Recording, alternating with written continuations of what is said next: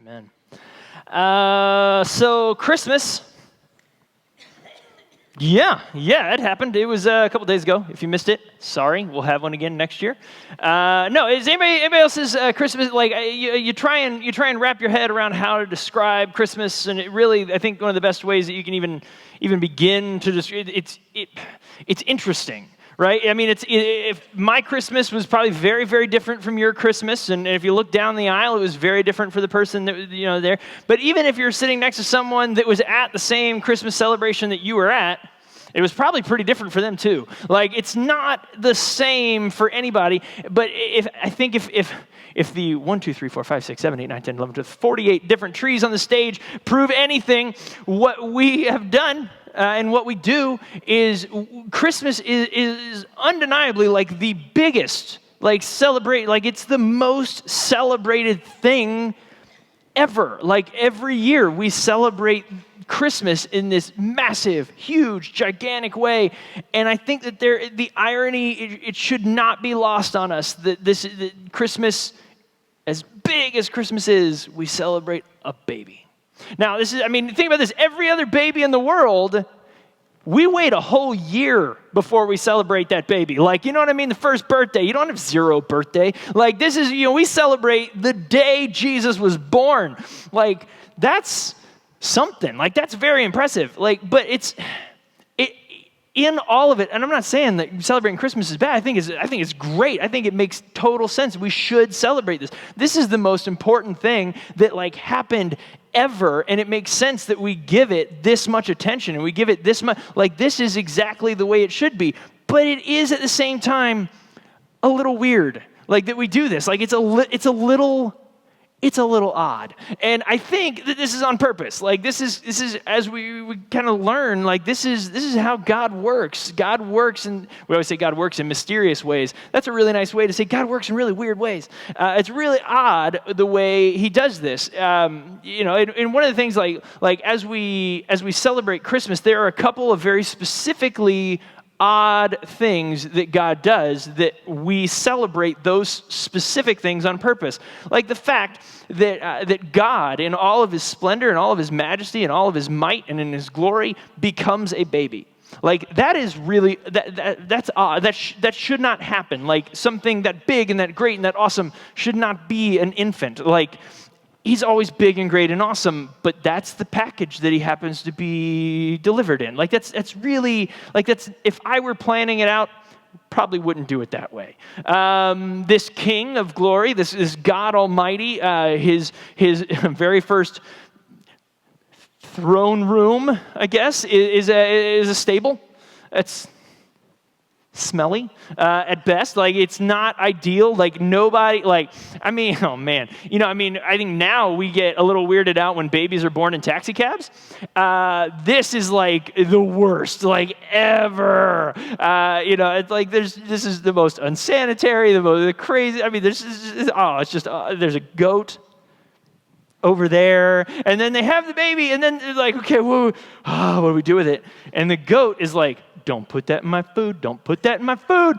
Sure enough, there it is. The throne for the King of glory is, in fact, a manger that goats and sheep and horses eat out of. Like, this is so strange, and yet, this tells us a lot about our God. It tells us a lot about who he is and what he has come to do. You get this picture that if any of us, like, if we didn't know the story of Jesus and we didn't know how he came to be a part of this world and all that, and we were tasked with planning out the arrival of God among men, I guarantee you, we could brainstorm this thing to death and it would not look anything like what it actually looked like. That's just not how we work. And I think that in a sense, God is setting us up to show us something very important about us and something very important about him. That if we go with our own expectations, if we go with the way that we would do things, it's amazing how virtually none of that would be what God would do. And, so we celebrate those things as if, they're just amazing. Like we say that is one of the great things about God is he does things that it's beyond even our comprehension. It's so far beyond us. It's above us. It's incredible. But then you fast forward all the way to like the crucifixion. And we see the exact same thing again, don't we? We see this again, the King of Glory is crucified on a cross. He dies a sinner and a criminal's death. And at that moment, he takes on all the sin of all mankind, yours, mine, every person. He takes that on himself, even though he has not sinned ever. Like that again, that's not something that I would have as I'm figuring out, okay, what can God do while he's here? Well, we're going to punish him for every terrible thing that I ever did. That doesn't seem like the thing I would, I don't know, that just doesn't seem like a super nice thing to do, so I probably wouldn't have done it. But that's God. He's bigger than me. He's bigger than you. He knows things that I don't know. He knows things that you don't know. He understands a much, much bigger picture. Then Jesus dies. He dies, and general rule of thumb for dead people, they stay that way. There was that one guy once, but he was Jesus, right? So 3 days later, suddenly he is alive and he is talking to people and he's going and meeting people. It's amazing this happens. This is not what we expect at all. But it's interesting when we come around to Easter, we're going to celebrate those exact same things that we would have never thought of. It's the things that God does that we wouldn't, that make him God. It's the things that God does that they confuse us, they confound us, they just don't make sense to us. And not even that I probably would have done it. It's not even on our radar that we would have done what he did. And that's what makes him God. That's what we celebrate. But what's really interesting to me is we celebrate this about the baby Jesus. We celebrate this about the crucified, dead, and then risen Jesus. But there's a whole lot in between there. There's a whole lot there that I think if we're going to be honest with ourselves, and here's what I think as we get into this morning, I really want to ask you, pay attention, but be honest with yourself. Be honest with yourself. I'm not going to ask you to be honest with me. I'm not going to ask you to be honest with the person next to you, but be honest with you as we look through some of these things that take place in between these two times in Jesus' life that we say, man, he does exactly opposite of what I would have done, and that's awesome. It starts out at the very end of the Christmas story. This is actually a part that we generally leave out because we just don't tell it. There's no way to tie it in to the celebration. It's in Matthew chapter 2, starting in verse 13. This is right after the wise men, right? So the wise men is pretty much the end of what we would consider the Christmas story. And this is the next few verses. He says this, it says, now when they had departed, the wise men, behold, an angel of the Lord appeared to Joseph in a dream and said, rise, take the child and his mother and flee to Egypt and remain there until I tell you, for Herod is about to search for the child to destroy him. And he rose, and he took the child and his mother by night and departed to Egypt, and remained there until the death of Herod. This was to fulfill what the Lord had spoken by the prophet, out of Egypt I called my son. All right, so just, again, painting the picture, Mary and Joseph, it's been a little while since Jesus was born. He's probably maybe 1.5, maybe 2 years old. The wise men show up. They get some gifts and all that, and it's great, and they send him on their way. They don't go back to Herod because they know that he's going to try something terrible, and Joseph and Mary don't really know about this yet, but it's the middle of the night, and God wakes Joseph up and says, bah, you got to get out of here and go to Egypt right now. When my son was 2, every so often he would wake us up in the middle of the night. But it was go back to sleep. That was and that was the end of it. That was it. Jesus, as a 2-year-old, sends angels to wake Joseph up and tell him, hey, we need to move to another country right now.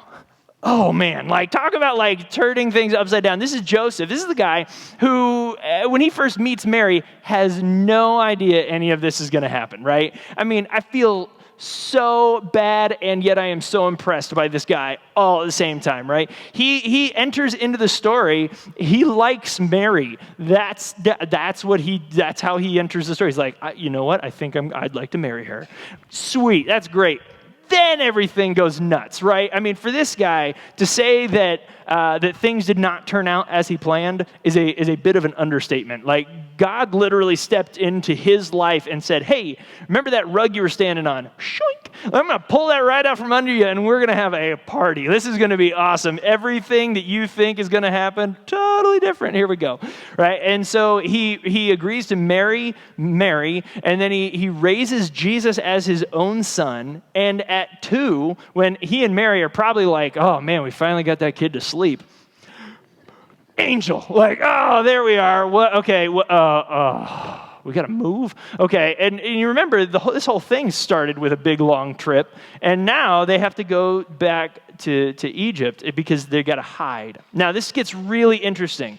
And it's not in a way that you would notice right at the beginning, because Joseph and Mary are like first century Jewish people. Now, for them, Egypt means something. The entire Old Testament is a story of, if you like break it down to like the most simple, most basic point of the story, it is God taking a people and making them into his people. He literally creates the nation of Israel, the Israelites. They get, there's a whole bunch of them, and he kind of forms them as they go, and they mess up a lot, and then he forms them and brings them back. And it's this constant story back and forth. But they start in Egypt. They're there in Egypt for about 400 years, and by the end of those 400 years, there are so many of them that the Pharaoh starts looking at these guys like, man, there's a lot of them, and if they ever rose up against us, we would have a real problem. So we're going to enslave them, and we're going to make them work these like 18, 20-hour days, manual, hard labor. We're not going to give them any breaks. We're not going to give them hardly anything to eat, hardly anything to drink. If they die while they're working, that's probably okay, because then there's less of them to fight against us, but we want to give them just enough food so that they can keep working. Like, that is literally life for the Israelites while they're in Egypt. So when Moses comes along and goes up to Pharaoh and says, let my people go, and there's all like this whole thing happens, it's this incredible moment where they finally are able to say, we are God's people, and he is going to take us out of slavery, and he's going to take us away from this, and we are going to be his, and he is going to be ours, and it's going to be awesome. And then they mess up a lot after that, right? It is just this constant thing. But at the end of the day, when they're in the desert and they're wandering around, there are different parts throughout the story where they look to Moses and they say, we should just go back to Egypt.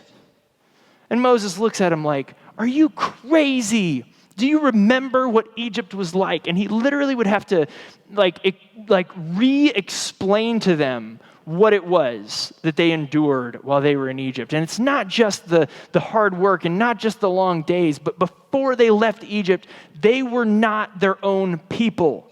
They could not decide what their own lives looked like. They couldn't make any decision on their own, let alone for them as a people to follow God. Like, that was not an option. And so over time, this idea of Egypt, it stopped being a country, and it started being this idea that you could literally walk into a room, and somebody would be like, how's your day? And you're like, oh, Egypt. Oh. That was it. And that was all you had to say. And people knew what you meant. Like, it meant like, oh, well, you know what? I feel like I've worked really hard, and I feel like there's something that's just like nagging at me, like something that's just holding me down, that's keeping me from fulfilling my potential, from being the person that God wants me to be. Like, Egypt is this, it is like the embodiment of evil for Israel. Like, it is everything that is wrong with the world. If you had a picture of what Israel was supposed to look like, Egypt was the opposite of that.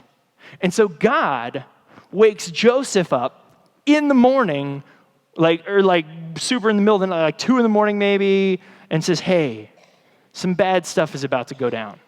Herod is going to try and find Jesus, and if he finds him, he's going to kill him. So I need you to go somewhere safe, like Egypt. And Joseph's like, are you kidding me?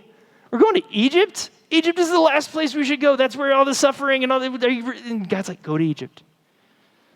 Okay, fine. And they go right then and there.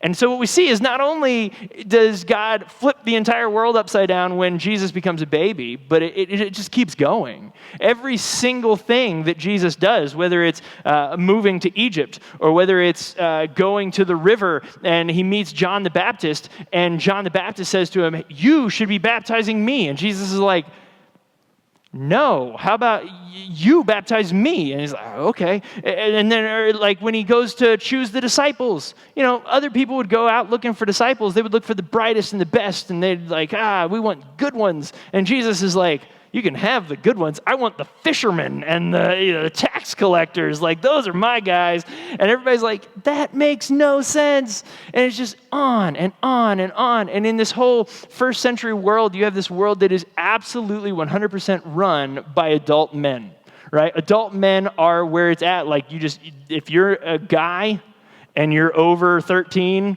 you got it made, right? And what does Jesus do? Jesus is the one that goes out to the well at noon and talks to the woman who's been sleeping around, right? He says, hey, you know what? I'm going to give you value that no one else is going to give you. And when little kids are trying to get to Jesus, and all the disciples are pushing them back, and they're like, hey, Jesus, watch how far I can push this kid, right? And Jesus is like, stop it. Let the kids come here. And then he kind of goes even further. He's like, look, if you can't believe like they believe, you're never getting to heaven. Wow. So in two sentences right there, Jesus takes children who at this point mean nothing and puts them above the disciples. When he goes to talk to the woman at the well, he not even by saying anything, just by walking in her direction, he gives her life more meaning than every other person she's ever met in her entire life. That's what Jesus does. Every single interaction, everything he does, everything he says, he walks into it. And it's kind of like he goes into the room and he sees all the people that are around and he's like, hey guys, what should happen next? And everybody has an idea. And he's like, good, now that you all got your terrible ideas out of the way, let me tell you what's going to happen. And it's something that no one thought of, and it's the best. But it's not something we would have thought of. But it's the best. Like, that's just how he works. But this is where we run into a real, I think, significant problem. We can agree on all of these things. We agree. Jesus, as a baby, God does something we wouldn't have expected, but it's perfect. On the cross, God does something we wouldn't expect, but it's perfect. When Jesus is going around and he's choosing disciples, we wouldn't have picked those guys, but I'm sure glad he did. When he's talking about the kids, I would have probably told him, yeah, get them as far away from me as I can. And it worked. Jesus does this. It just works out. But the problem is when in the moment, someone realizes that Jesus is doing something that no one else would do and tries to stop him.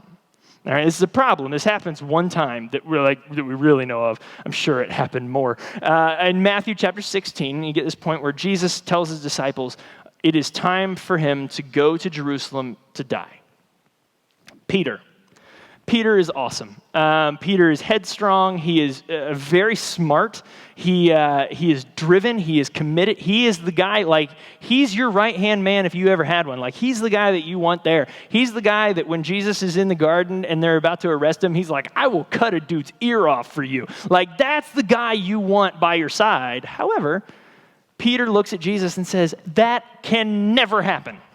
He puts his foot down. He's like, look, Jesus, I tell you, I put up with all this stuff, the walking on water, I don't know why Andrew is even here. I mean, all these things, there's a lot we got going on right now that I don't agree with, but I understand you're Jesus, but you just said you're going to go die, and I will not let that happen.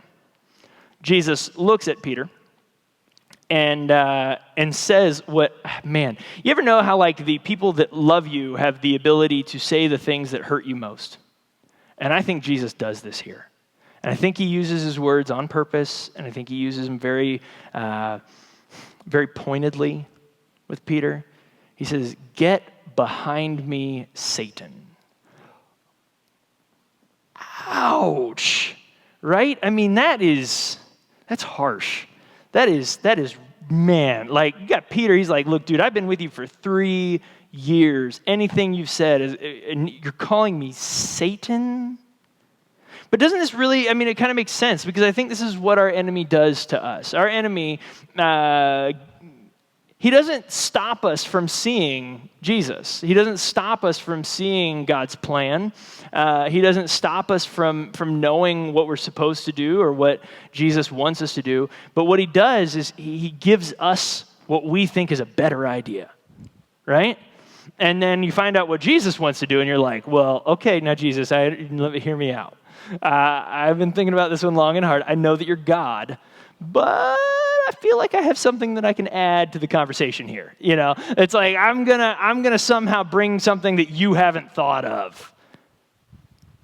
And suddenly, what we end up doing is we end up doing what we want instead of what he wants. And if that's the case, I feel like our enemy did a pretty good job. And so when Jesus looks at Peter and tells him, "When I look at you, I see the devil," start to see what he means.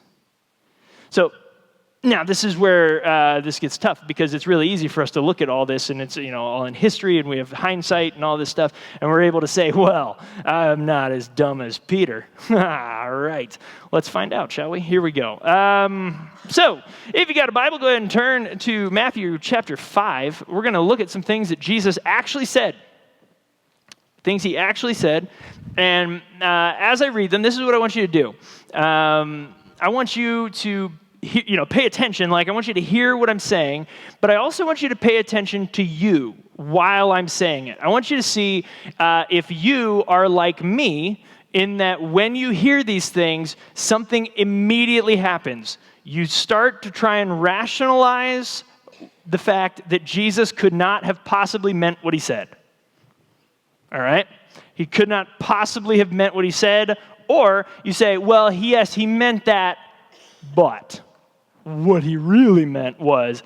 So, all right, so just kind of pay attention to that inner voice as we're going through this, and we'll see what we got. And we'll put them up on the screen, but we'll tell you what he says. You'll see.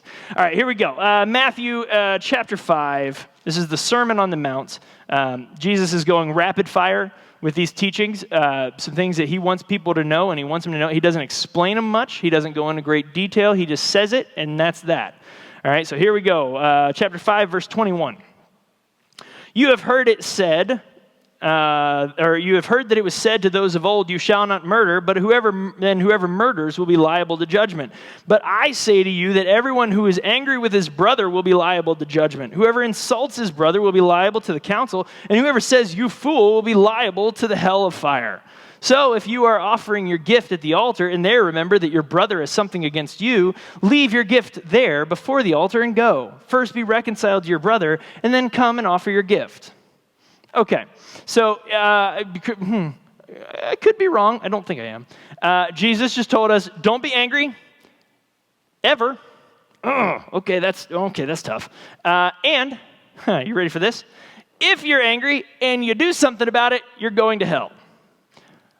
Okay. And third, not if you're mad at someone else, if they are mad at you. It's your responsibility to go make it right. Oh, crud. All right, here we go. All right, number 2. You ready for this is where this is going. You're just going to have to deal with it. You have heard it. Oh, this is verse 27. You have heard it said, you shall not commit adultery. But I say to you that everyone who looks at a woman with lustful intent has already committed adultery with her in his heart. If your right eye causes you to sin, tear it out and throw it away. For it is better that you lose one of your members than your whole body be thrown into hell. And if your right hand causes you to sin, cut it off and throw it away. For it is better that you lose one of your members than that your whole body go into hell. Okay. All right, so breaking it down real simple like, you're not supposed to lust. Don't do it. But if you have the wandering eye, there's a very simple solution that will help you avoid going straight to hell. Gouge your own eyes out.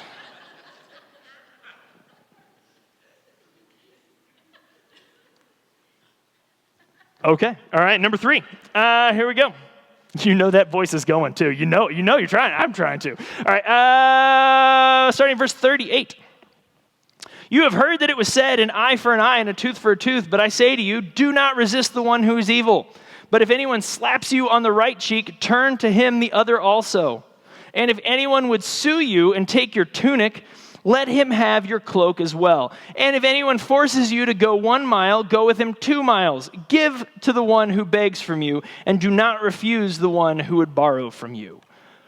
Okay. All right. Do not defend yourself against evil at all. And if someone hits you on this side, let them hit you again on this side. If someone sues you, takes you to court, and they win, and they're offered the judgment says you have to give them this, just give them double. And then if someone asks you for something, just give it to them. Okay. Now, starting verse 43, this is the number 4, yeah. Mm-hmm. You have heard that it was said, you shall love your neighbor and hate your enemy. But I say to you, love your enemies and pray for those who persecute you, so that you may be sons of your Father who is in heaven. For he makes his sun rise on the evil and on the good, and sends rain on the just and on the unjust. For if you love those who love you, what reward do you have? Do not even the tax collectors do the same? And if you greet only your brothers, what more are you doing than the others? Do not even the Gentiles do the same? Love and pray for your enemies. Next, chapter 6, verse 24. No one can serve 2 masters, for either he will hate the one and love the other, or he will be devoted to the one and despise the other. You cannot serve God and money. Here, Jesus is actually setting up a choice for us. We get to choose. But notice he says the one thing we cannot do is choose both. The last one is this, chapter 7, verse 1 says, judge not, that you be not judged. For with the judgment you pronounce, you will be judged. And with the measure you use, it will be measured to you.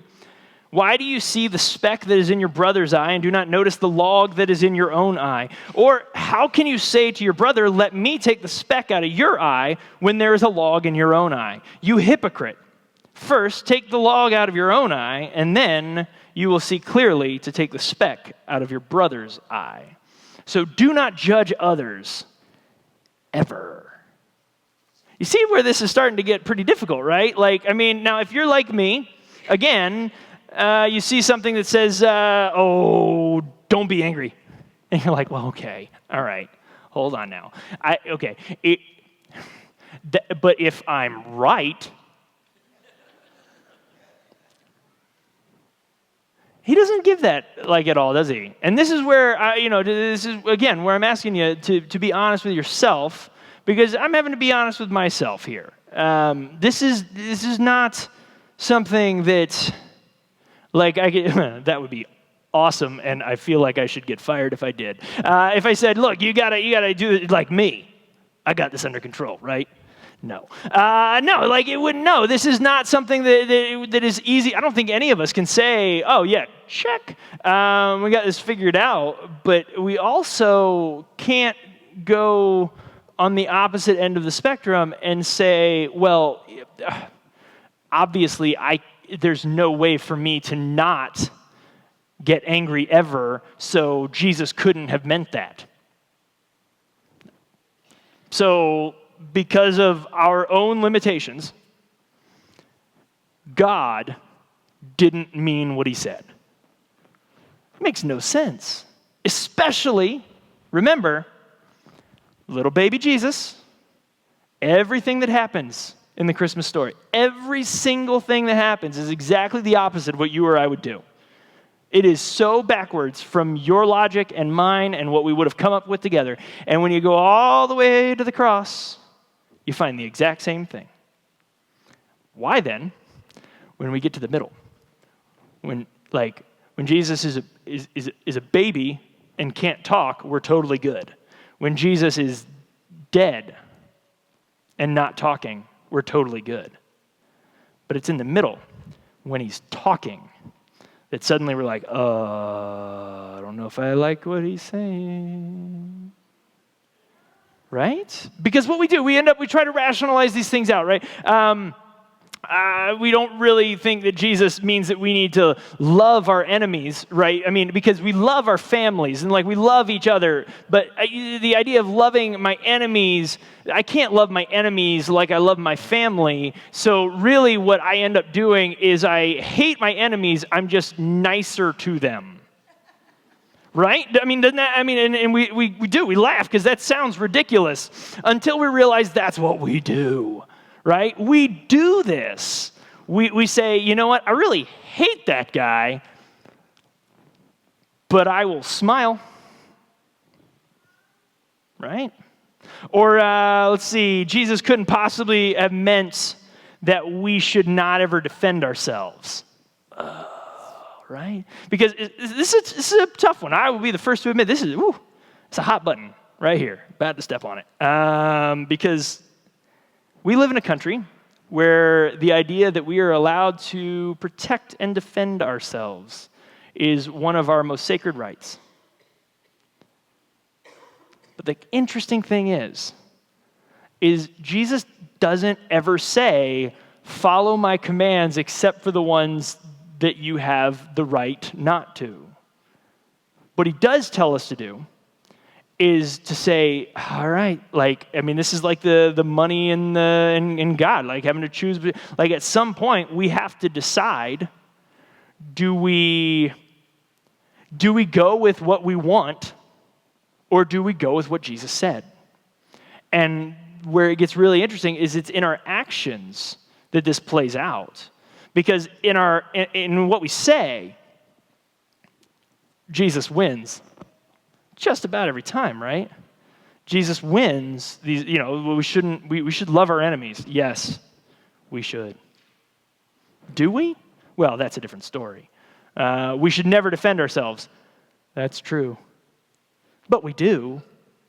And so it gets tough trying to figure this out. And I love even harder to figure it all out is Jesus is literally like, this is the Sermon on the Mount. He is on a mountain talking to people, and he's just rapid fire, just spitting these things out. He's like, oh yeah, do this, do this, do this, do this.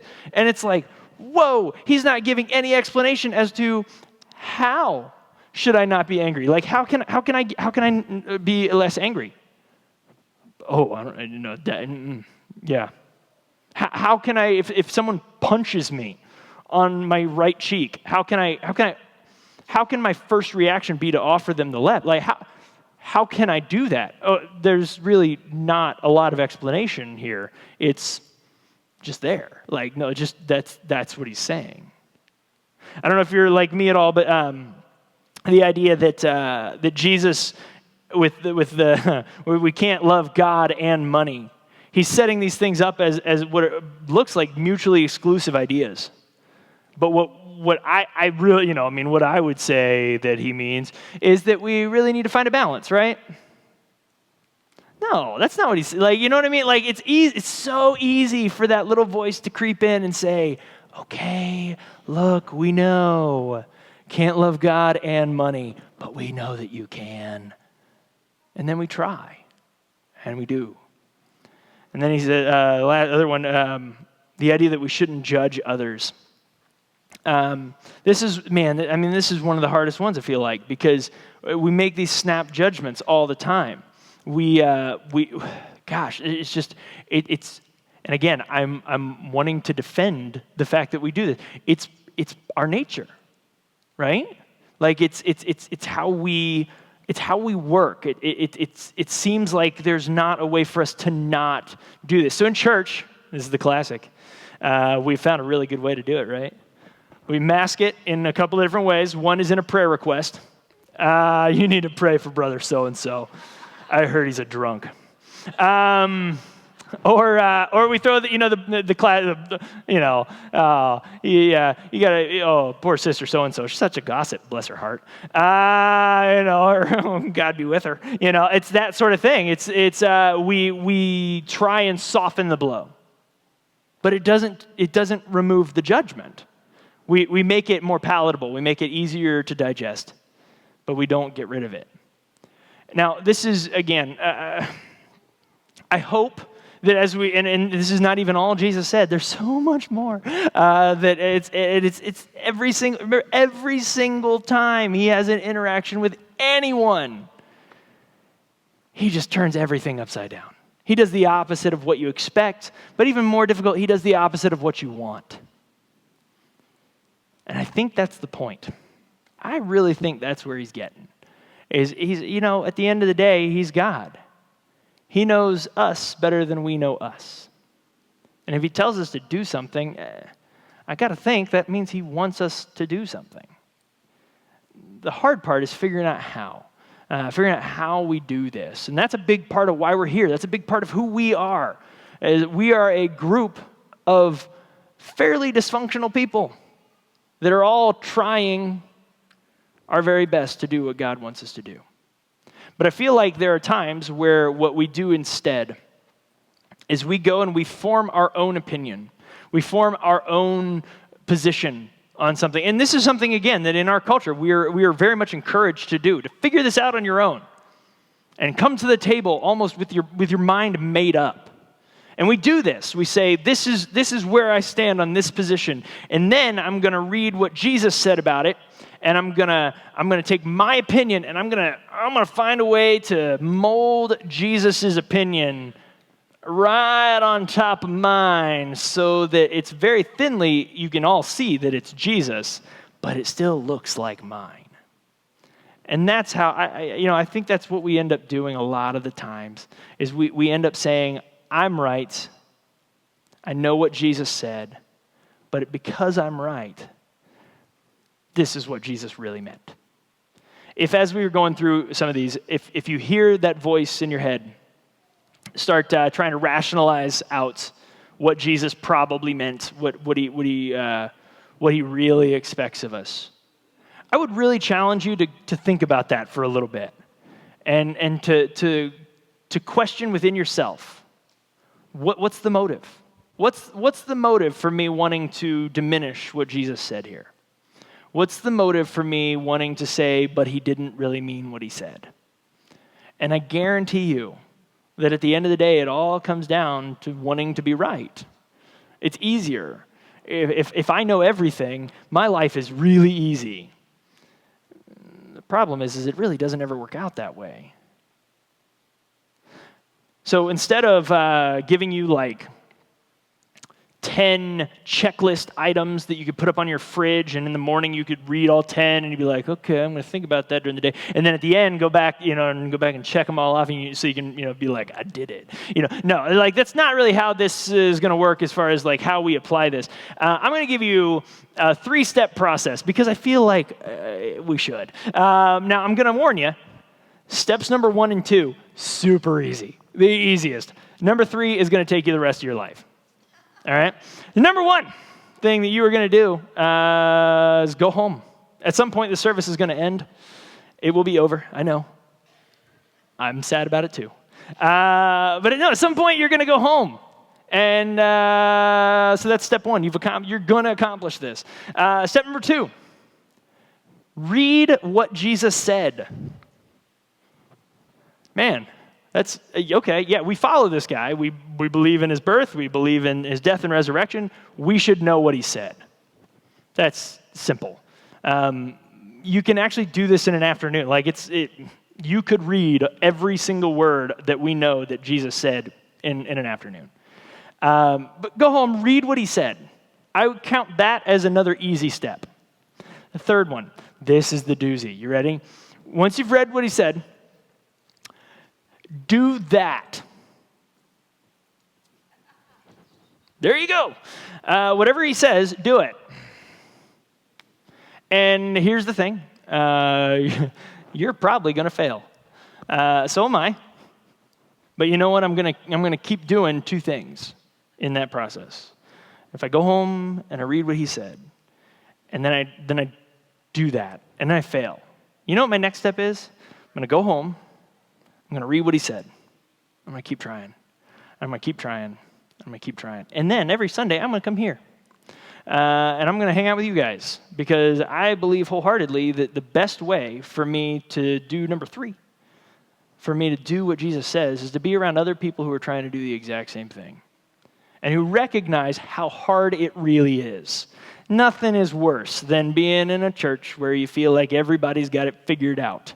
Because what ends up really happening is it's a whole bunch of people who are lying about having it all figured out.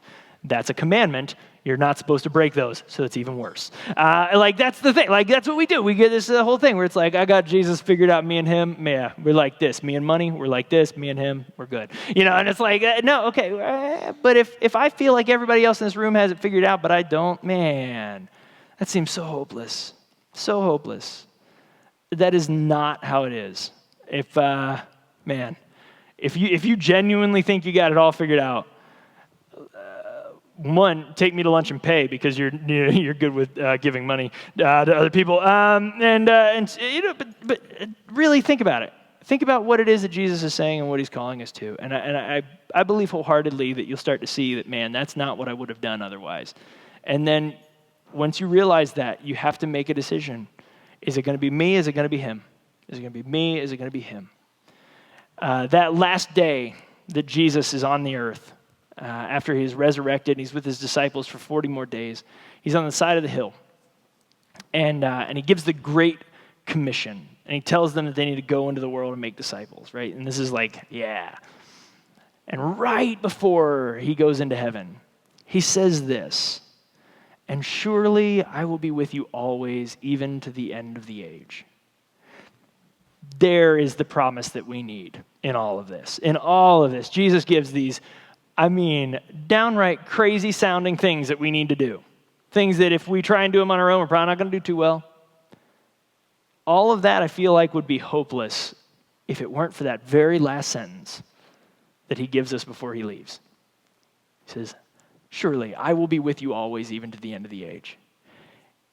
If God wants me to do these things, if he wants me to be able to do those things, I'm going to need his help.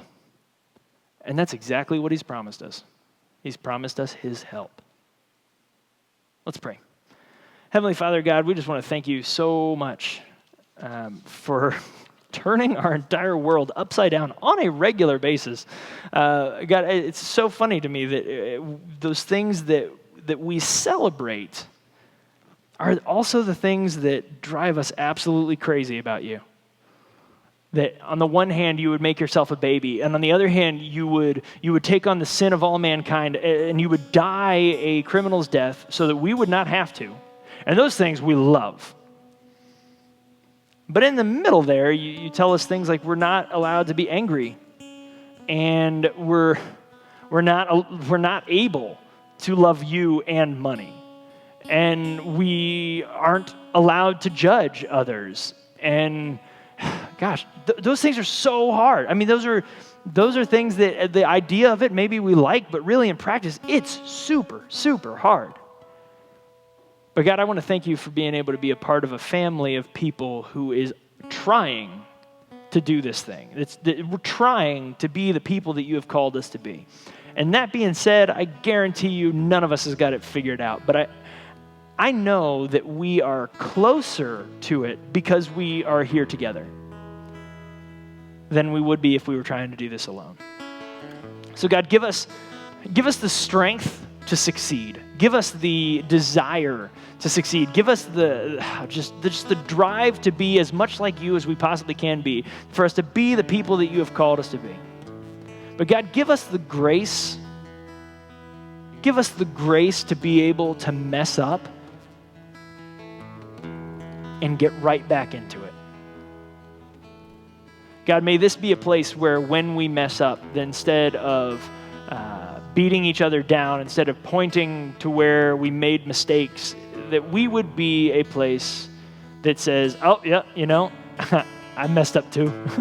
And, but I'm trying. And that we would encourage each other to keep trying and to keep pushing forward. Because God, the promise that you give us, that you will be with us always to the end of the age,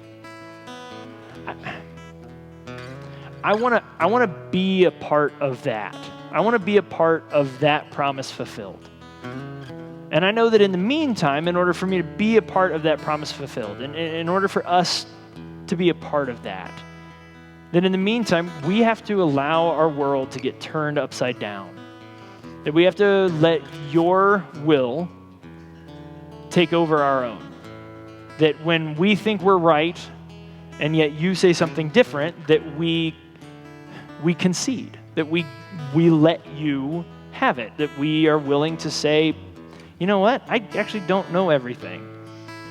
And the one thing that we really know about you is that you do. God, thank you for Christmas. Thank you for Easter. And thank you for everything in between. God, we love you. It's in the name of your Son, Jesus Christ, we pray.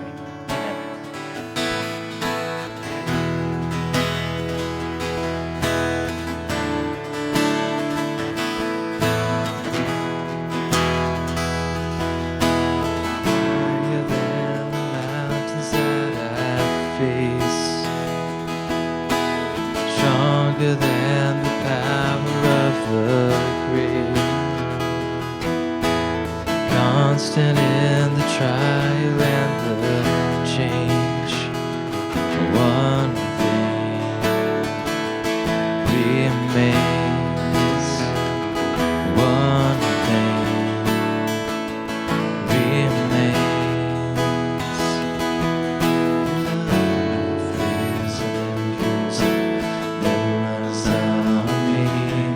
Your love never fails and never gives up, never runs out on me. Your love never fails and never gives up, never runs out on me.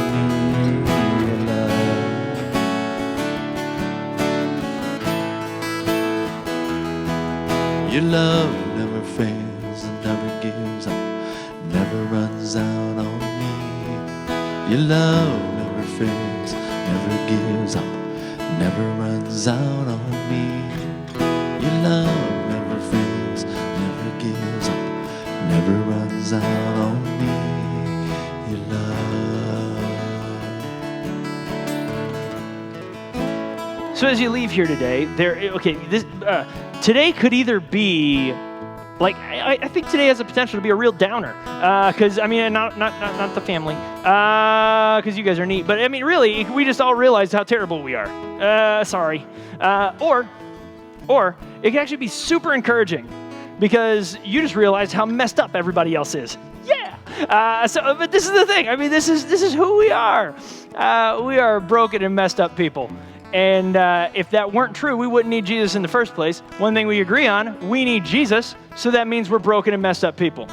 That being said, we only do this well. We're like the best shot that we have is to do this together. And if we're going to do that, we got to be honest with each other, and not about each other's faults, but about our own. And so if you find yourself wanting to be like, man, at least I'm not as messed up as that guy. Jesus actually talks about that too. Go read it. Go home, read what Jesus said, and do that.